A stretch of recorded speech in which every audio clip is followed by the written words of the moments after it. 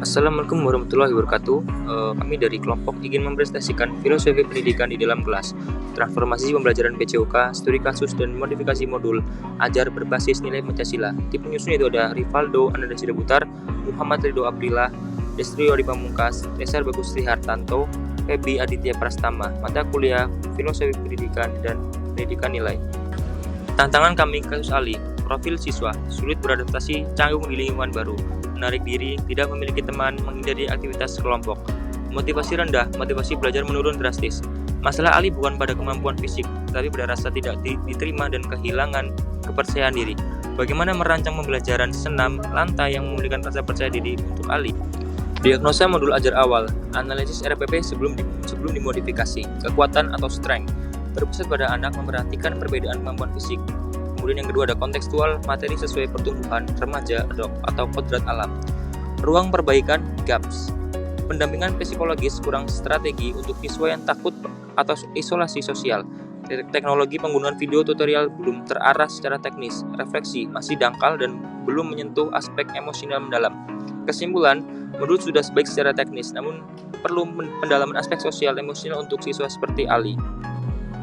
Landasan filosofis modifikasi, well-being siswa. Ki Hajar Dewantara menuntun bukan memaksa. Guru sebagai pamong yang memberi dukungan, menciptakan rasa aman dan menyesuaikan dengan kodrat anak. Filsafat Pancasila, kemanusiaan dan gotong royong, menghargai martabat setiap peserta didik dan membangun kebersamaan. Supporting first.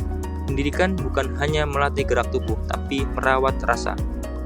Strategi modifikasi utama 1. Ice breaking, kolaboratif, membangun koneksi sebelum kompetisi. Permainan keseimbangan kecil, interreguler. Yang kedua ada pasangan terarah, empati di atas acak. Ali dipasangkan dengan siswa suportif, bukan dominan, interreguler. Yang ketiga ada peran bergilir, semua murid berharga, siswa yang takut tetap terlibat sebagai spotter atau pengamat, interreguler. Yang keempat ada refleksi sosio-emosional, validasi perasaan, pertanyaan tentang rasa takut, bantuan teman, dan keberanian, interreguler. Transformasi pembelajaran sebelum versus sesudah. Sebelum modifikasi, pendahuluan.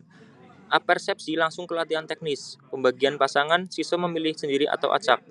Ketiga, proses latihan, fokus teknik dan keselamatan fisik semata. Penilaian fokus hasil rangkaian gerak sempurna. Sesudah modifikasi, ice breaking keseimbangan berkelompok agar Ali nyaman secara sosial.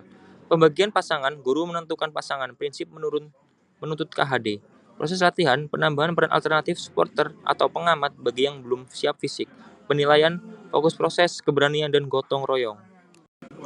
Modul ajar baru, pendekatan deep learning, mindful, kesadaran penuh posisi tubuh dan keamanan, meaningful, memahami gerakan sebagai kontrol diri bukan sekedar tugas, joyful, lingkungan aman, sportif, dan menyenangkan.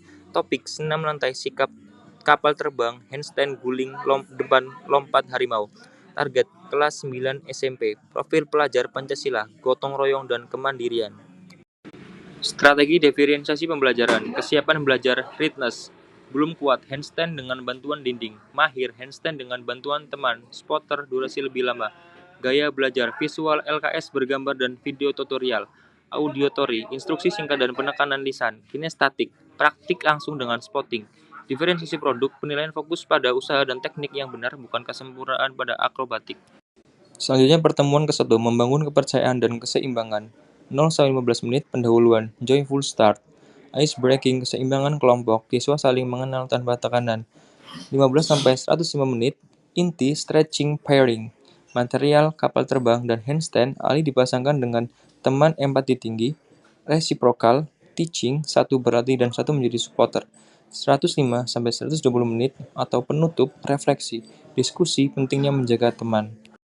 Pertemuan kedua, keberanian dan kolaborasi, fokus, guling depan, dan lompat harimau. Tantangan membutuhkan keberanian tinggi, fase melayang, solusi inklusif. Jika Ali belum berani, ia menjadi safety officer atau pengamat teknik. Ia tetap terlibat, dihargai, dan belajar lewat observasi. Rangkaian gerak, yang pertama ada kapal terbang, kedua ada handstand, yang ketiga ada guling depan, dan yang keempat ada lompat harimau. Evaluasi menilai manusia bukan hanya gerakan, keterampilan, teknikal, teknik keamanan, kelancaran transisi rangkaian gerak, sosio-emosional, faktor Ali, keberanian, kemauan mencoba meski takut, gotong royong, tanggung jawab saat menjadi supporter, refleksi, kesadaran akan bantuan orang lain, siapa yang membantumu hari ini, keberhasilan kelompok lebih penting daripada kemampuan individu. Hasil yang diharapkan untuk Ali. Goal tercapai, Ali kembali terlibat aktif dalam aktivitas kelas, social impact, merasa diterima melalui ice breaking dan pasangan sportif, tidak lagi menarik diri. Emotional impact, kepercayaan diri tumbuh karena penilaian berbasis proses, merasa aman karena lingkungan tidak menertawakan kegagalan. Physical impact, berpartisipasi aktif sesuai kemampuannya, misal bantuan dinding. Kesimpulan, guru sebagai penuntun, modifikasi RPP bukan sekedar mengubah langkah teknis, tapi mengubah budaya kelas. Dengan landasan Ki Hajar Dewantara dan Pancasila, kelas PJOK menjadi ruang aman safe space bagi siswa, baik fisik dan jiwa. Tujuan akhirnya adalah menciptakan lingkungan dan di mana setiap anak seperti Ali merasa berdaya dan berharga. Terima kasih. Itu adalah hasil presentasi dari kelompok kami tentang kuliah filosofi pendidikan di dalam kelas. Terima kasih.